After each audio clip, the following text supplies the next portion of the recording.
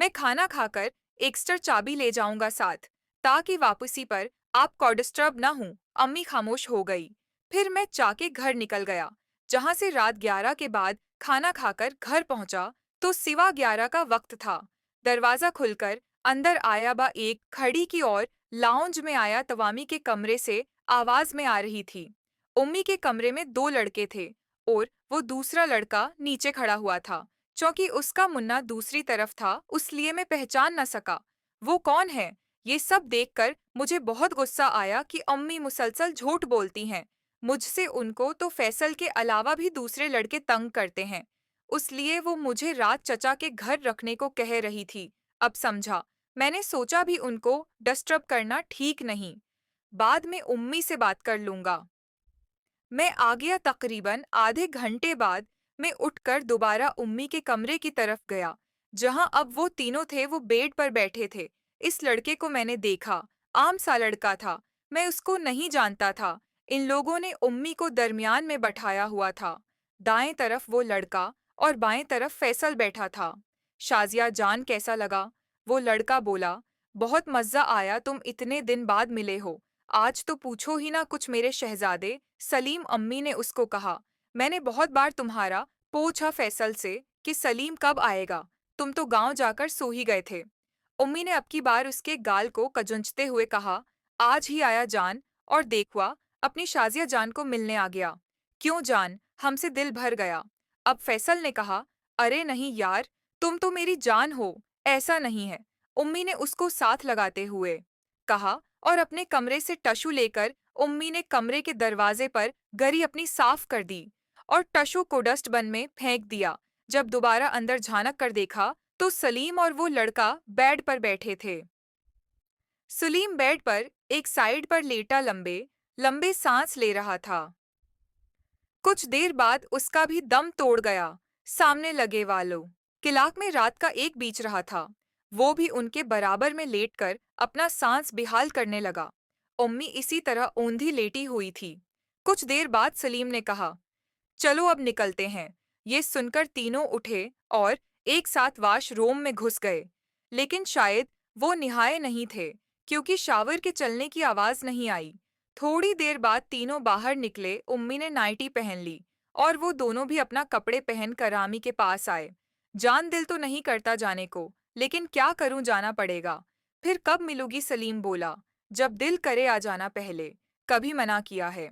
उम्मी ने कहा, चलो फोन करूंगा। चलते हैं। मैं फौरा वहां से अपने कमरे में आ गया। कुछ देर बाद बाहर का दरवाजा खुलने और बंद होने की आवाज आई तो मैं बाहर निकला।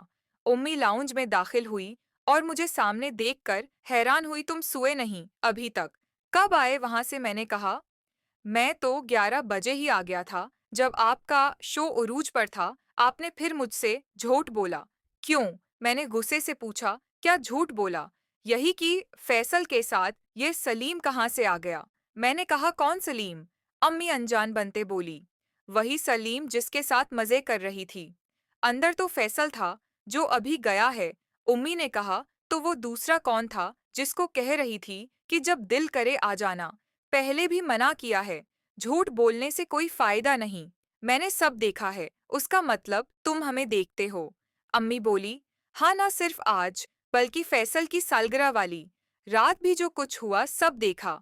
ये सुनकर अम्मी ने कहा, शर्म करो कुछ तो। मैंने कहा, जब मेरी अम्मी को शर्म नहीं, तो मैं शर्म क्यों करूंगा? कौन है ये सलीम? तुम मेरे मामलात में टांग मत उटकाओ। जो हो रहा है होने दो और चुपचाप अपने काम से काम रखो। मैंने तुम्हें भी इजाजत दी है कि कोई लड़की फंसा कर जो करना है कर लो, लेकिन मुझे डिस्टर्ब मत करो। फैसल हो या सलीम या फिर कोई और, ये मेरा मसला है, तुम्हारा नहीं।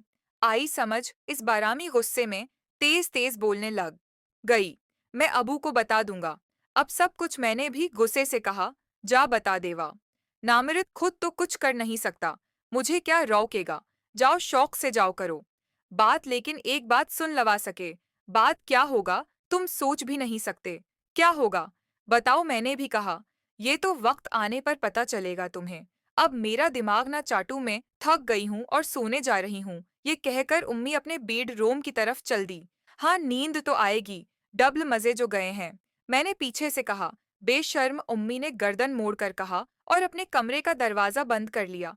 मुझे क्या मालूम था कि अम्मी ने जो धमकी दी, अबू के हवाले से इस पर अमल भी कर देंगी। मैं भी जाकर सोने लगा, लेकिन मेरी सोच की सुई वो है उटकी हुई थी कि उसका अंजाम क्या होगा। अगर कभी अम्मी को किसी और ने ये सब करते पकड़ लिया तो। सुबह चौकी छट्टी थी तो मैं लेट जागा। बाहर आया तो उम्मी किचन में काम कर रही थी। मैंने उनको गुड मॉर्निंग कहा, लेकिन वो कुछ न बोली। खामोशी से अपना काम करती रहीं। फिर मुझे नाश्ता देते हुए कहा कि नाश्ता करके घर पर ही रहना। मुझे किसी काम से जाना है, शाम को देर से आऊंगी। दिन का सालन बना दिया है, रोटी तंदूर से लाकर गर्म करके खा लेना। काम वाली आज नहीं आएगी। मैंने पूछा, कहाँ जा रही हो? कहीं भी जाऊं, तुमसे मतलब। एक बार कहा है, अपने काम से काम रखो। उम्मी ने गुस्से से जवाब दिया। मैंने चुपचाप नाश्ता किया, उसके बाद टीवी लगा लिया। कुछ देर बाद जब उम्मी किचन से फरी होकर निकली तो उनका फोन बजा। पता नहीं किसका फोन था। उम्मी हंस हंस कर बात कर रही थी। जी जी, मैं बस तैयार होने लगी हूँ, आधे घंटे बाद निकलती हूँ। हाँ हाँ कर ली, आप भी ना।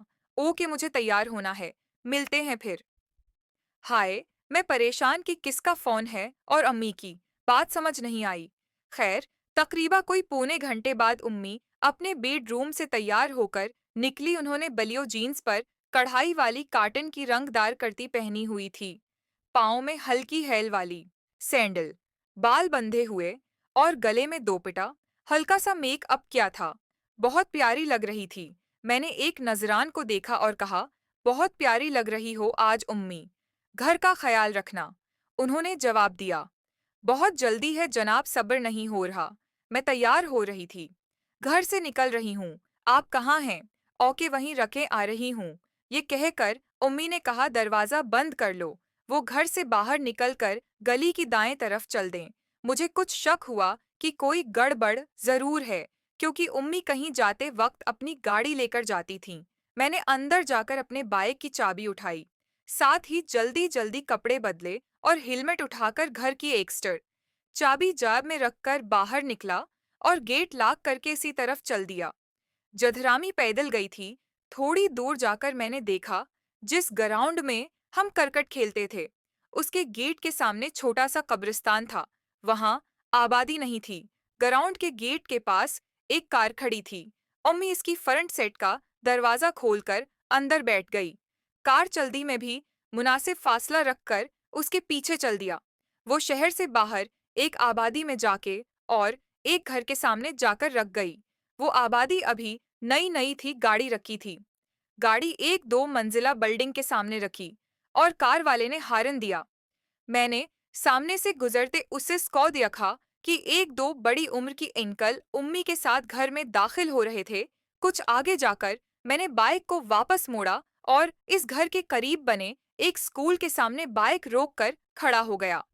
अब मुझे ये तजिस था कि उम्मी के अंदर जाने के बाद क्या हो रहा है वो सब कैसे देखा जा सके। बहुत सोच विचार की, लेकिन कोई हल समझ नहीं आया। गर्मी बढ़ने से उस आबादी में जो इक्का दक्का लोग पहले नजर आ रहे थे, वो भी अब दिखाई नहीं दे रहे थे। मुझे वहां खड़े आधे घंटे से ज्यादा हो गया था। अचानक एक ख्याल दिमाग में आया और मैंने बाइक को स्टार्ट किया और करीब मौजूद मोटरसाइकिल मैकेनिक की दुकान पर जाकर उसको मोटरसाइकिल दी कि उसकी टीवरिंग और तेल बदल दे, साथ एक दो और काम बताए। वहां छट्टी की वजह से रश था। उसने कहा, दोपहर के बाद आकर ले जाना।